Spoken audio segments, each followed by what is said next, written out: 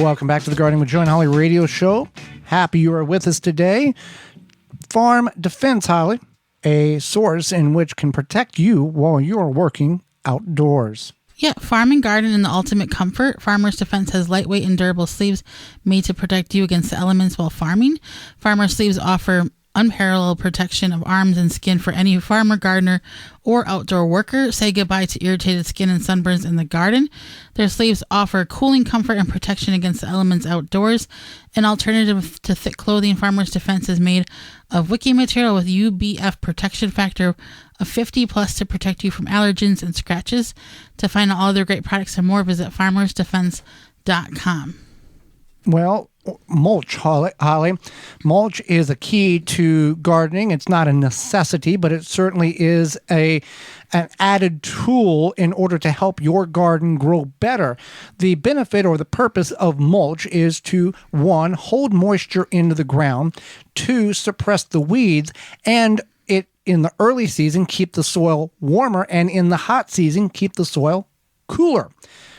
A proper amount of mulch can reduce the soil temperatures from as minimal as 3 to 5 degrees, which can make a tremendous difference on the type of plants you're growing and keeping those roots cool and moist while they're trying to produce.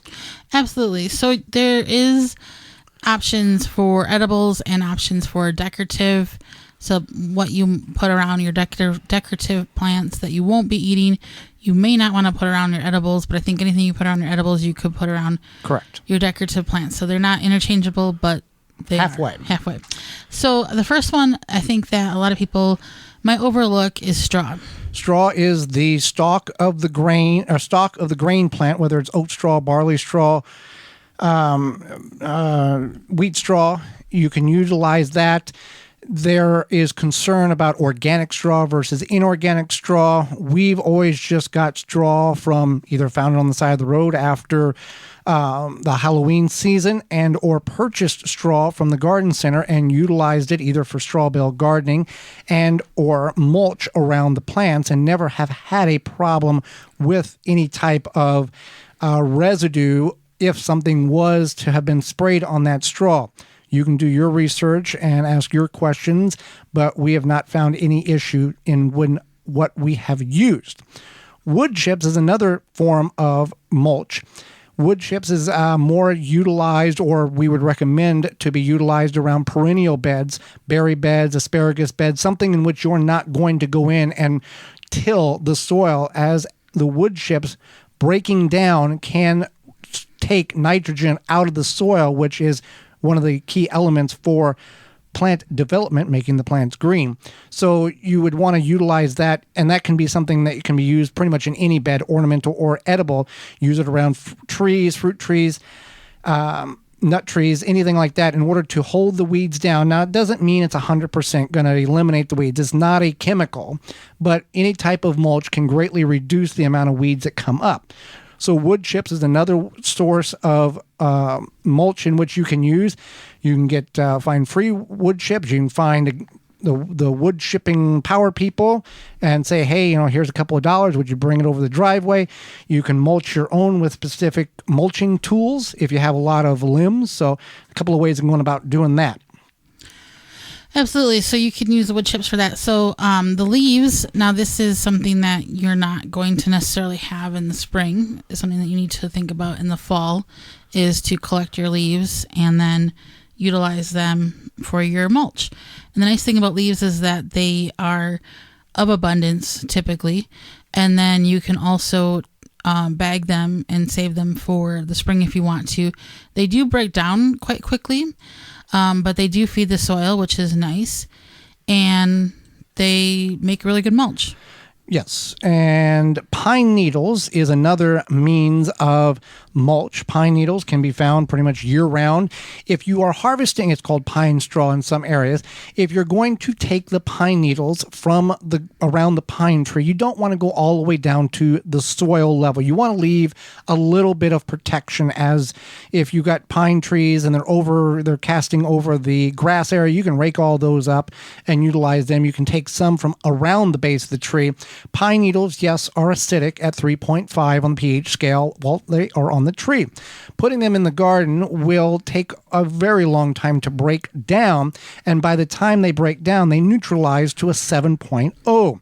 So you're not going to, and we see this over and over again on in many social media platforms, on videos. Here's what you need to do to make your soil acidic. Add pine needles. Pine needles do not make your soil acidic. There's a garden myth. Yeah, it's a garden myth. Yes. Yeah. So they don't make your soil acidic. If you're going to use them for composting, you only want to use 10% per the volume of your compost, because they will take a long time to break down.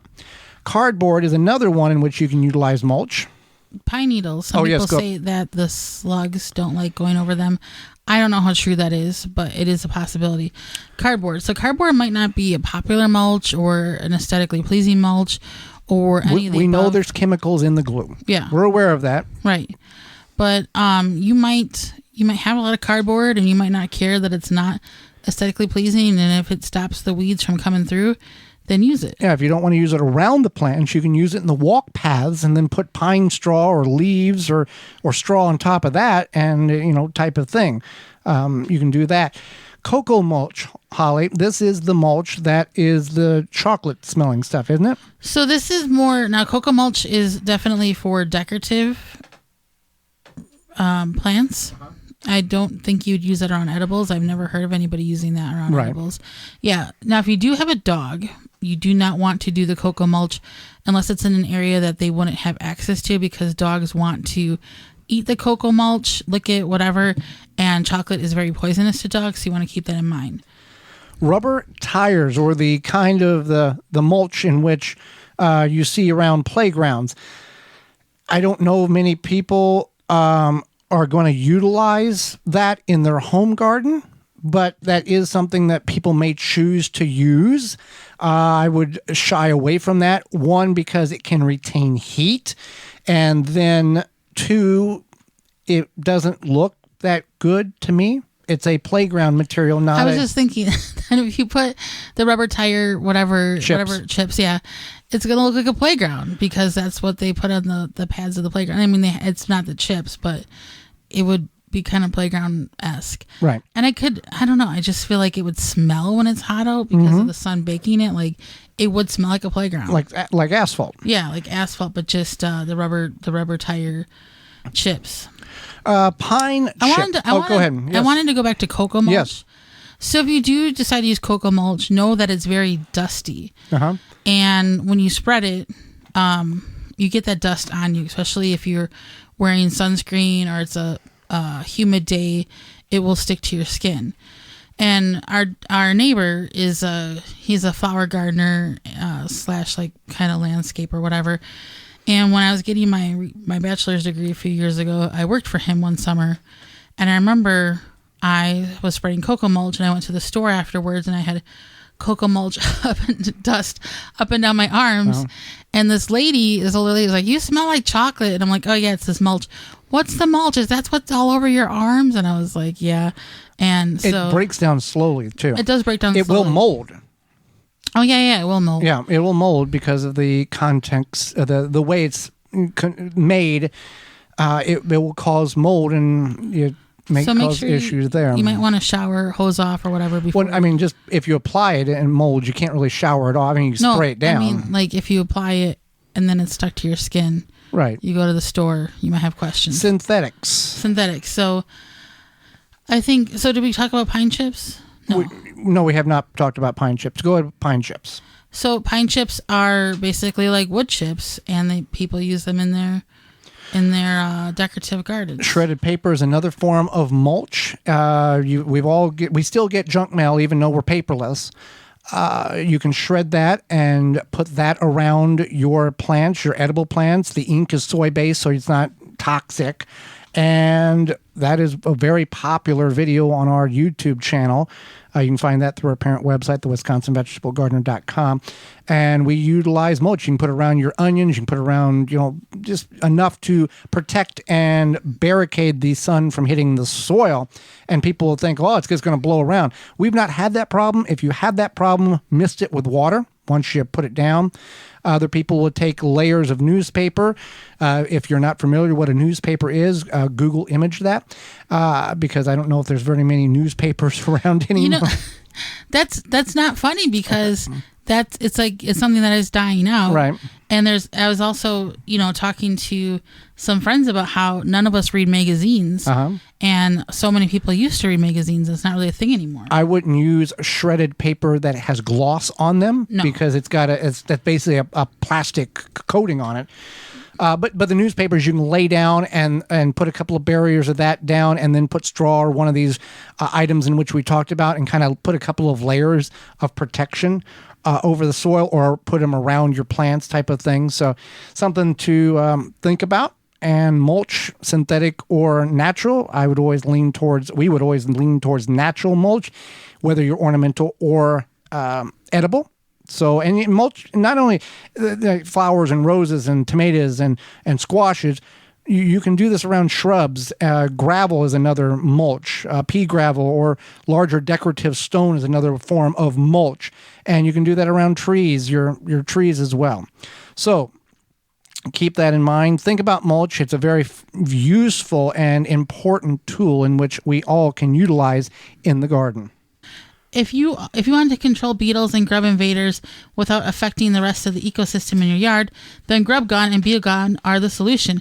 Phylum's Grub Gone and Beetle Gone target a wide range of invasive and destructive beetles, weevils, borers, and without harming the non-targets such as bees, ladybugs, butterflies, earthworms, or other beneficial insects. You can purchase these products locally in Massachusetts at Words Nurseries, McHugh Garden Center, and Hyannis Country Garden, in Connecticut at Van Willigens Garden Center, in Maine at Salisbury Organics, in New York at Fadigan's Nursery, and in Ohio at Berlin Seeds.